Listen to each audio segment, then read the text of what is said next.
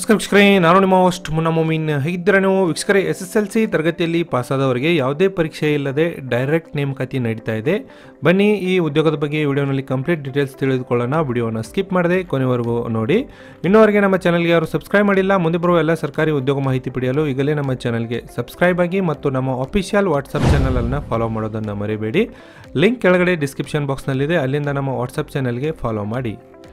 ವೀಕ್ಷಕರೇ, ಇಲ್ಲಿ ನೋಡೋದಾದ್ರೆ ನೋಡಿ, ಪ್ರಧಾನ ಜಿಲ್ಲಾ ಮತ್ತು ಸತ್ರ ನ್ಯಾಯಾಧೀಶರ ಕಚೇರಿ ಶಿವಮೊಗ್ಗದಲ್ಲಿ ಡಿಸೆಂಬರ್ 15ರಂದು ಒಂದು ನೋಟಿಫಿಕೇಷನ್ಗಳನ್ನು ಬಿಡುಗಡೆ ಮಾಡಿದ್ದಾರೆ. ಏನಪ್ಪ ಈ ನೋಟಿಫಿಕೇಷನ್ ಅಂದರೆ ನೋಡಿ, ಶಿವಮೊಗ್ಗ ಜಿಲ್ಲಾ ನ್ಯಾಯಾಲಯ ಘಟಕದಲ್ಲಿ ಖಾಲಿ ಇರುವ 28 ಜವಾನರು ಮತ್ತು ಒಂದು ಆದೇಶ ಜಾರಿಕಾರರ ಒಂದು ಹುದ್ದೆಗಳ ನೇಮಕಾತಿಗೆ ಅಧಿಸೂಚನೆಯನ್ನು ಮಾಡಿಸಿ ಆನ್ಲೈನ್ ಮೂಲಕ ಅರ್ಜಿಗಳನ್ನು ಇಲ್ಲಿ ಕರೆದಿದ್ದಾರೆ.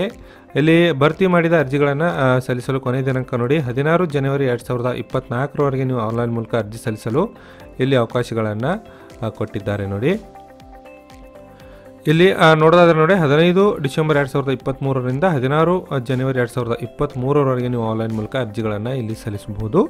ಇಲ್ಲಿ ಕಾಸ್ಟ್ ವೈಸು ಹುದ್ದೆಗಳು ಯಾವ್ಯಾವ ಕ್ಯಾಟಗರಿಯಲ್ಲಿ ಎಷ್ಟೆಷ್ಟಿವೆ ಎಂಬುದ್ರ ಬಗ್ಗೆ ಇಲ್ಲಿ ಮಾಹಿತಿಯನ್ನು ಇಲ್ಲಿ ಕೊಡಲಾಗಿದೆ. ಇಲ್ಲಿ ಜವಾನರ ಹುದ್ದೆಗಳಿಗೆ ಸಂಬಂಧಿಸಿದಂತೆ ಈ ಹುದ್ದೆಗಳು ಆಗಿದ್ದು ನೋಡಿ, ಸಾಮಾನ್ಯ ವರ್ಗದಲ್ಲಿ ನೋಡೋದಾದರೆ ಟೋಟಲ್ ಆಗಿ 13 ಹುದ್ದೆಗಳು ಇಲ್ಲಿ ಖಾಲಿವೆ.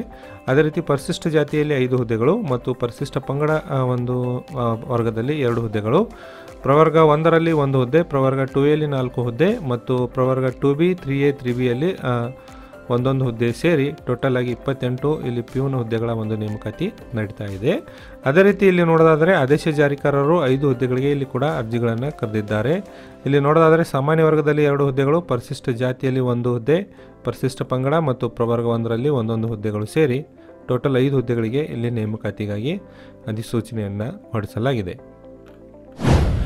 ಈ ಹುದ್ದೆಗಳಿಗೆ ಅರ್ಜಿ ಸಲ್ಲಿಸಿದ ಅಭ್ಯರ್ಥಿಗಳಿಗೆ ಒಂದು ಆಯ್ಕೆ ಆದರೆ ವೇತನ ಎಷ್ಟು ಕೊಡ್ತಾರೆ ನೋಡಿ. ವೇತನ ನೋಡೋದಾದರೆ ರೂಪಾಯಿ 17,000 ರೂಪಾಯಿದಿಂದ 28,000 ರೂಪಾಯಿವರೆಗೆ ಇಲ್ಲಿ ವೇತನ ತಮಗೆ ಸಿಗಲಿದೆ. ಅದೇ ರೀತಿ ಇಲ್ಲಿ ಒಂದು ಶೈಕ್ಷಣಿಕ ವಿದ್ಯಾರ್ಹತೆ ಏನಾಗಿರಬೇಕು ನೋಡಿ. ಅರ್ಜಿ ಸಲ್ಲಿಸಲು ಅಭ್ಯರ್ಥಿಗಳು 10ನೇ ತರಗತಿ ಅಥವಾ ತತ್ಸಮಾನ ಪರೀಕ್ಷೆಯಲ್ಲಿ ಪಾಸಾಗಿರಬೇಕು ಮತ್ತು 10ನೇ ತರಗತಿ ಅಥವಾ ತತ್ಸಮಾನ ಪರೀಕ್ಷೆ ಕರ್ನಾಟಕ ಸರ್ಕಾರದ ಸುತ್ತೋಲೆ ಸಂಖ್ಯೆ DP 81 ರಲ್ಲಿ ನಿಗದಿಪಡಿಸಿರುವ ವಿದ್ಯಾರ್ಥಿ ಕೋರ್ಸ್ಗಳಾಗಿರುತ್ತವೆ. ಅಂದರೆ ಒಂದು ಓಪನ್ ಯೂನಿವರ್ಸಿಟಿ ಯಾವ್ಯಾವ ಇಲ್ಲಿ ಅನ್ವಯವಾಗುವುದಿಲ್ಲ. ಕರ್ನಾಟಕ ಸ್ಟೇಟ್ ಬೋರ್ಡ್ನಿಂದ ಪಾಸಾದ ಅಭ್ಯರ್ಥಿಗಳು ಮಾತ್ರ ಇಲ್ಲಿ ಅರ್ಜಿ ಸಲ್ಲಿಸಲು ಅವಕಾಶವಿರುತ್ತದೆ ಮತ್ತು ಕನ್ನಡ ಓದಲು ಬರೆಯಲು ಬಂದ ಅಭ್ಯರ್ಥಿಗಳಿಗೆ ಇಲ್ಲಿ ಅವಕಾಶವನ್ನು ಕೊಡಲಾಗುತ್ತದೆ. ಈ ಹುದ್ದೆಗಳಿಗೆ ನೀವು ಅರ್ಜಿ ಸಲ್ಲಿಸಬೇಕಾದ್ರೆ ಒಂದು ವಯೋಮಿತಿ ಎಷ್ಟಾಗಿರಬೇಕು ನೋಡಿ. ಅಭ್ಯರ್ಥಿಗಳು ಅರ್ಜಿ ಸಲ್ಲಿಸಲು ಕನಿಷ್ಠ 18 ವರ್ಷಗಳನ್ನು ಇಲ್ಲಿ ಪೂರೈಸಿರಬೇಕು. ಮಿನಿಮಮ್ ಏಜ್ ಬಂದುಬಿಟ್ಟು 18 ವರ್ಷ. ಮ್ಯಾಕ್ಸಿಮಮ್ ಏಜ್ ನೋಡಿ, ಸಾಮಾನ್ಯ ಕ್ಯಾಟಗರಿಯಲ್ಲಿ ಅರ್ಜಿ ಸಲ್ಲಿಸುವವರಿಗೆ 35 ವರ್ಷ, OBC ಕ್ಯಾಟಗರಿಯಲ್ಲಿ ಅರ್ಜಿ ಸಲ್ಲಿಸುವ ಅಭ್ಯರ್ಥಿಗಳಿಗೆ 38 ವರ್ಷ, ಪರಿಶಿಷ್ಟ ಜಾತಿ, ಪರಿಶಿಷ್ಟ ಪಂಗಡ ಹಾಗೂ ಪ್ರವರ್ಗ 1ರಲ್ಲಿ ಅರ್ಜಿ ಸಲ್ಲಿಸುವ ಅಭ್ಯರ್ಥಿಗಳಿಗೆ 40 ವರ್ಷ ಗರಿಷ್ಠ ಮಿತಿಯಲ್ಲಿ ನಿಗದಿಪಡಿಸಲಾಗಿದೆ. ಅದೇ ರೀತಿ ಹುದ್ದೆಗಳಿಗೆ ಅರ್ಜಿ ಸಲ್ಲಿಸಬೇಕಾದ್ರೆ ಒಂದು ಅರ್ಜಿ ಶುಲ್ಕ ಕೂಡ ನೀವು ಪಾವತಿ ಮಾಡಿ ಅರ್ಜಿಗಳನ್ನು ಸಲ್ಲಿಸಬೇಕಾಗುತ್ತದೆ. ಅರ್ಜಿ ಶುಲ್ಕದ ವಿವರ ಹೀಗಿದೆ ನೋಡಿ. ಸಾಮಾನ್ಯ ವರ್ಗದಲ್ಲಿ ಅರ್ಜಿ ಸಲ್ಲಿಸುವ ಅಭ್ಯರ್ಥಿಗಳಿಗೆ ರೂಪಾಯಿ 200 ರೂಪಾಯಿಯನ್ನು ಆನ್ಲೈನ್ ಮೂಲಕ ಇಲ್ಲಿ ಪೇಮೆಂಟ್ ಮಾಡಿ ಅರ್ಜಿಗಳನ್ನು ಸಲ್ಲಿಸಬಹುದು ಮತ್ತು ಕ್ಯಾಟಗರಿ 2A 2B 3A 3Bಗೆ ಸೇರಿದ ಅಭ್ಯರ್ಥಿಗಳಿಗೆ ರೂಪಾಯಿ 100 ನೀವು ಇಲ್ಲಿ ಪಾವತಿ ಮಾಡಬೇಕಾಗುತ್ತದೆ. ಅದೇ ರೀತಿ SC ST ಪ್ರವರ್ಗ 1 ಮತ್ತು ಅಂಗವಿಕಲ ಅಭ್ಯರ್ಥಿಗಳಿಗೆ ಅರ್ಜಿ ಶುಲ್ಕ ಇಲ್ಲಿ ಇರುವುದಿಲ್ಲ.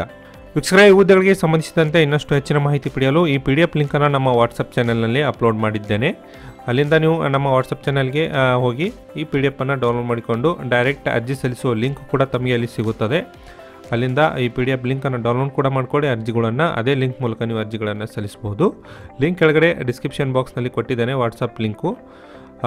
ಅಲ್ಲಿಂದ ನೀವು ಜಾಯ್ನ್ ಆಗಿ ಮತ್ತು ಇನ್ನಷ್ಟು ಹೆಚ್ಚಿನ ಮಾಹಿತಿ ಪಡೆಯಬಹುದು. ಈ ಮಾಹಿತಿ ತಮಗೆ ಇಷ್ಟ ಆಗಿದ್ದಲ್ಲಿ ಒಂದು ಲೈಕ್ ಮಾಡಿ. ನಾನು ಮತ್ತೆ ಭೇಟಿ ಆಗ್ತೀನಿ ಮುಂದಿನ ಉದ್ಯೋಗ ಮಾಹಿತಿಯೊಂದಿಗೆ. ಅಲ್ಲಿವರೆಗೂ ನಮಸ್ಕಾರ, ಧನ್ಯವಾದಗಳು.